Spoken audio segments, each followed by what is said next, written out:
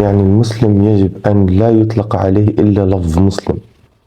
كل هذه التسميات التي سميت لا يجب أن تطلق على المسلم، يعني هذا سلفي وهذا شيعي وهذا مدخلي وهذا جهادي وهذا، كل هذه التسميات لا يجب أن تطلق على المسلم. فالمسلم لا يطلق عليه إلا لفظ مسلم. يقول الله عز وجل: هو سماكم المسلمون من قبل. هو سماكم المسلمين من قبل. الله عز وجل سمانا المسلمين من قبل، أي في التوراة والإنجيل وفي هذا. لماذا؟ ليكون الرسول عليكم شهيدا وتكونوا شهداء على الناس. لتثبت شهادتنا على الناس وكل الأمم التي سبقت والتي ستأتي، فيجب أن نكون اسمنا المسلمون. قال إذ قال له ربه أسلم، أي لإبراهيم. إذ قال له ربه أسلم قال أسلمت. فيجب على كل إنسان أن يكون يطلق عليه لفظ مسلم فقط، لا شيء غير مسلم. هو مسلم فقط. المسلم يطلق عليه لفظ مسلم، لا يطلق عليه سلفي، لا يطلق عليه صوفي، لا يطلق. كل هذه التسميات إنما هي تحزب لأحزاب أو لأشياء أو لمجموعات لا تنط للإسلام بصلة. إنما الإسلام هو أعم وأكبر من هذه التسميات. هو سماكم المسلمين من قبل وفي هذا لتكونوا شهداء، ليكون الرسول عليكم شهيدا وتكونوا شهداء على الناس. هذا ما يجب أن يكون عليه المسلم. فنحن مسلمون، لا يفرقنا شيء، يجمعنا إسلامنا. وهذه الأمة إنما هي أمة الإسلام فقط.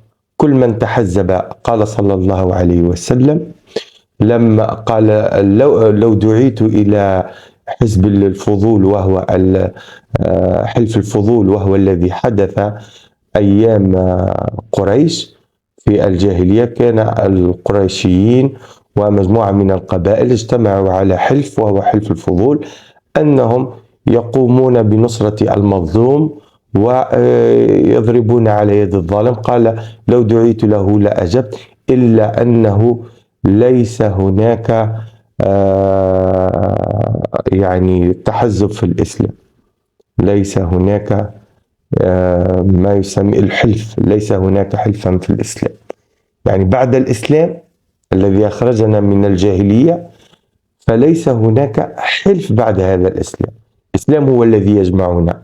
وأي دعوة جاهلية، قال صلى الله عليه وسلم: أي دعوة جاهلية بخلف الإسلام، يعني بدون هذا الإسلام، فصاحبها يكون في النار والعياذ بالله، كما قال صلى الله عليه وسلم.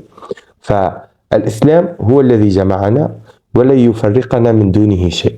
فنحن مسلمون، لا نسمى بغير مسلمين، ومن سمانا بغير هذا فقد ظلم، ومن سمى نفسه بغير هذا فقد ظلم أيضا، ظلم نفسه وظلم هذا الدين.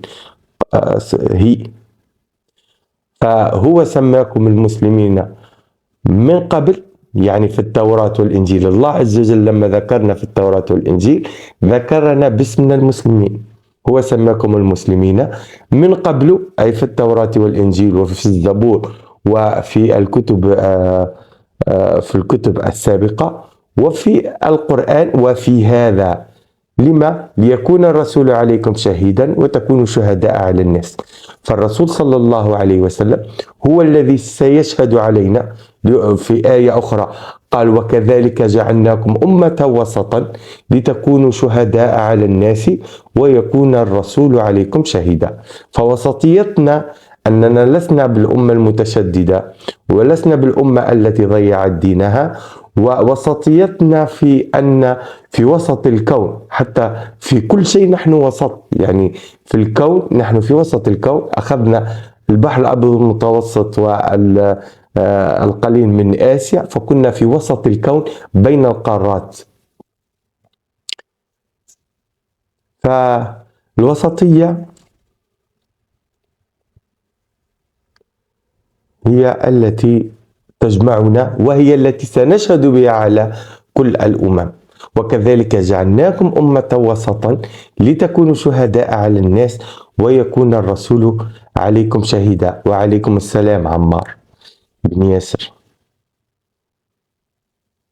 نحن اسمنا مسلمون، مسلمين، مسلمون، هذه تسميتنا فقط.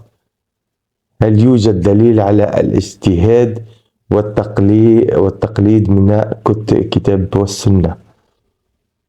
ليس هناك دليل على الاجتهاد أو التقليد. الدين هو دين نقل. إيش يعني دين نقل؟ يعني أي دين هو دين نقل، يعني تأخذه من الكتب السابقة. كل دين، الملائكة، الصور التي، هل الشيعة مسلمين؟ الصور التي خلفك صور لذوات لأرواح، وفي الحديث لا تدخل الملائكة بيتا فيه كلب ولا صورة.